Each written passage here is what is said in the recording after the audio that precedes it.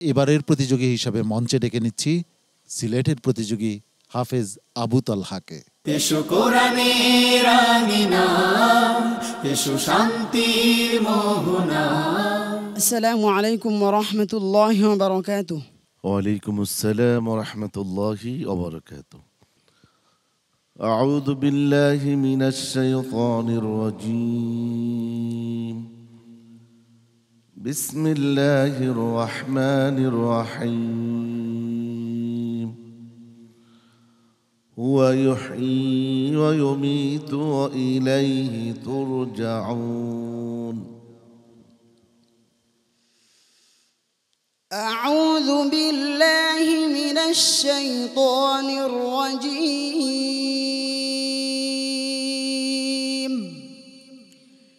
بسم الله الرحمن الرحيم.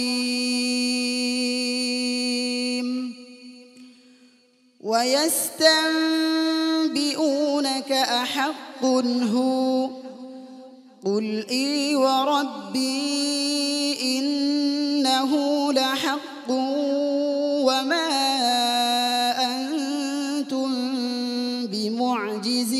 بمعجزين ولو أن لكل نفس ظلمت ما في الأرض لافتدت به وأسروا الندامة لما رأوا العذاب وقضي بينهم بالقسط وهم لا يظلمون ألا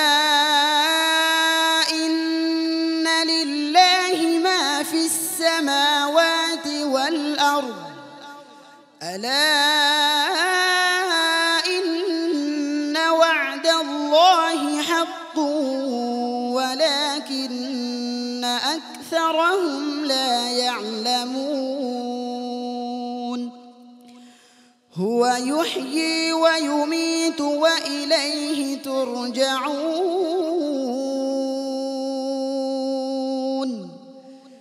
يا أيها الناس قد جاءتكم موعظة من ربكم وشفاء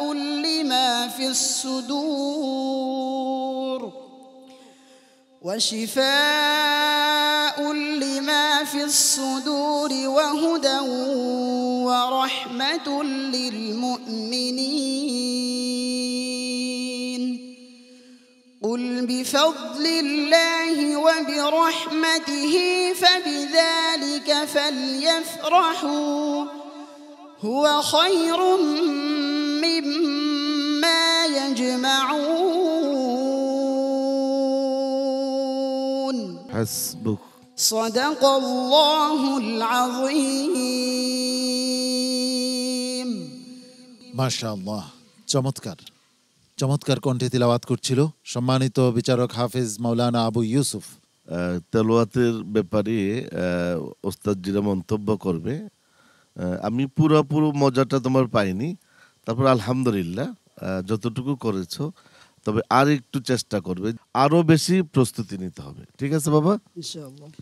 ওস্তাদ জি, তোমাদেরকে আগেও বলা হয়েছে প্রত্যেকটি আয়াতের শেষে তোমরা এত টানা মনে হয় যে কেরাত পড়তেছো, তার তিল পড়তেছো।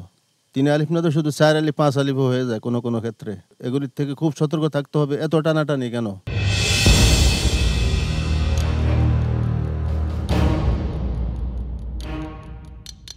তো যাই হোক, সামনে খুব সতর্কতার সাথে পড়তে হবে, এগিয়ে যাও ইনশাল্লাহ। দেখা যাক আল্লাহ পাক কি করেন। সম্মানিত অতিথি হাফেজ মাওলানা রেজাউল করিম। এই পিএইচপি কোরআন আলু প্রতিভার সন্ধানে এর অন্যতম আবিষ্কার হাফেজ নাজমুস সাকিব একটা সাক্ষাৎকার দিচ্ছিল। সাক্ষাৎকার জিজ্ঞাসা করেছে যে ওখানে অন্য দেশের প্রতিযোগিতা তোমাদেরকে কেমন দৃষ্টিতে দেখে।